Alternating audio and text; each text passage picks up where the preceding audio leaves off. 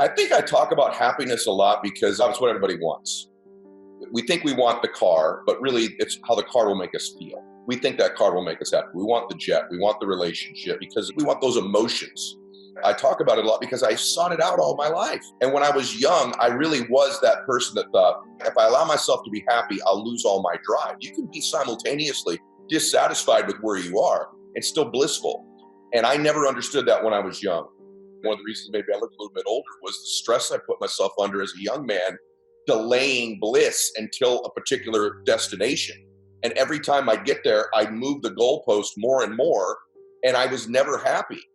It finally occurred to me, I can be happy in myself now. And really, it's accepting and loving yourself as you are, but not accepting and loving the destination you're at. So I love the man I am at any place, but I am dissatisfied with my location. Even to this day, I want to improve. I want to grow. Sometimes I think it's a disease or an illness of mine, but I've learned to enjoy myself as I'm growing, as I'm improving, as I'm moving to the next level. And social media, I have to guard against it. All comparison is a formula for misery. All comparison. One of the most insidious forms of comparison is comparison to our former self.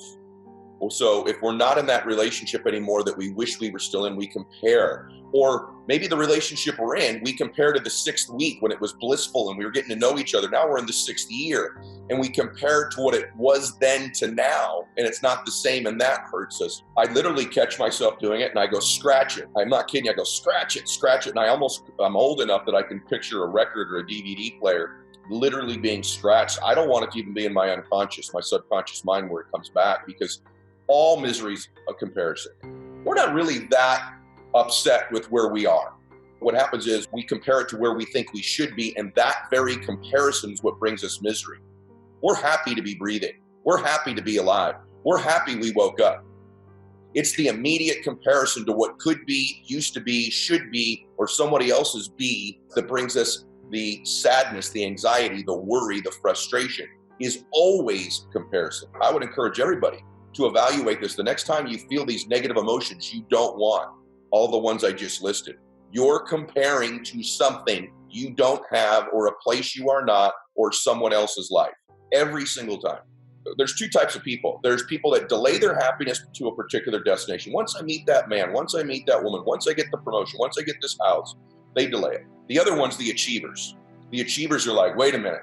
If I enjoy this, I'm going to lose all my drive, because my formula, my recipe so far is kind of be miserable. Try to avoid this misery I feel. And that causes me to acquire new levels of life. And so we think, oh my gosh, if I celebrate, if I enjoy, I'm toast. The truth is, I've known for years that wasn't true. And as I've started to research and understand the brain, I had Dr. Andrew Huberman on. He says, actually, we've researched dopamine.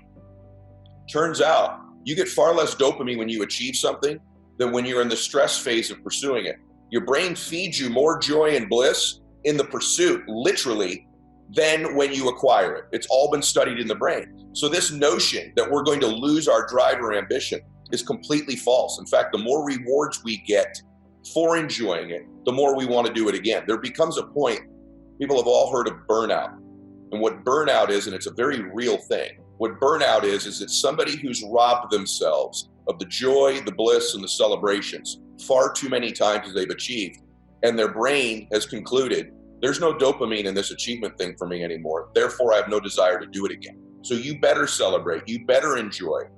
The truth is, it's the formula for greater achievement in the future, long term. For most people, the juice is growth.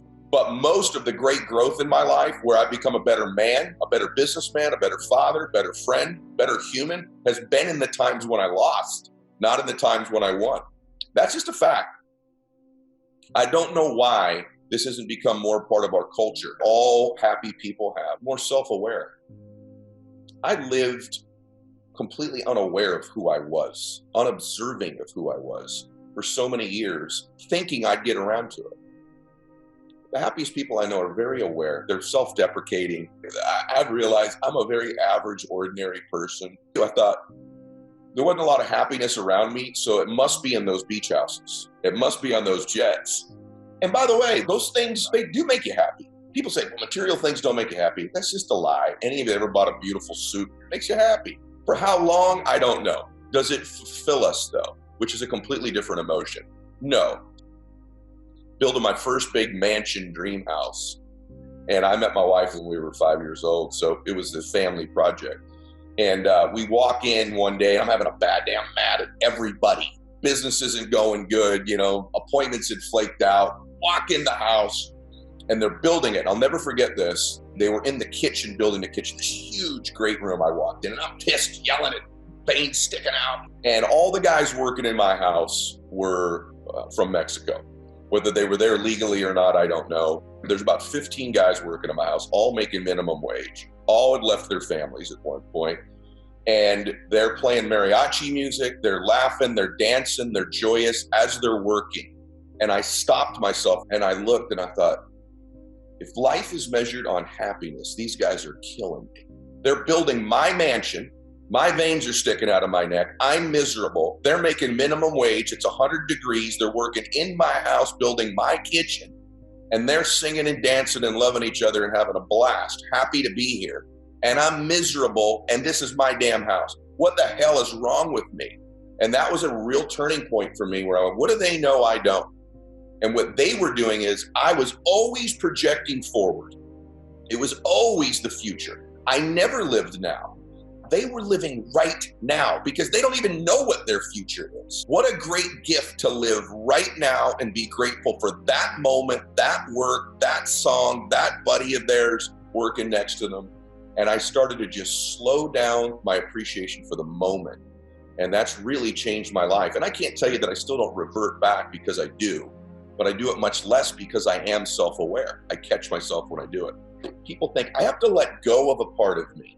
This is not true. I have to let go of a part of me in order for this other part to appear.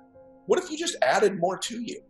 I don't have to let go of my intensity. This is what makes me who I am. It's what makes some of you who you are, your competitive spirit, your focus level, your drive, your ambition.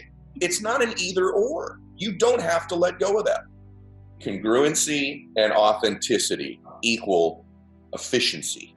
And so I need to be congruent and authentic. And if I'm that, I can make an impact. I can transfer energy. And you can't transfer to somebody that which you're not experiencing yourself.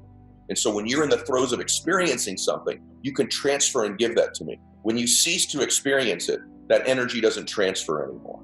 And so I know for a fact I have to be doing that. And that is why I'm a relatively happy dude who's still achieving. And I might even be achieving at a faster pace because I'm under no illusion I need to give up my passion, my intensity, my work ethic. I still work crazy hours to the normal human being. I just somehow enjoy them more than I used to.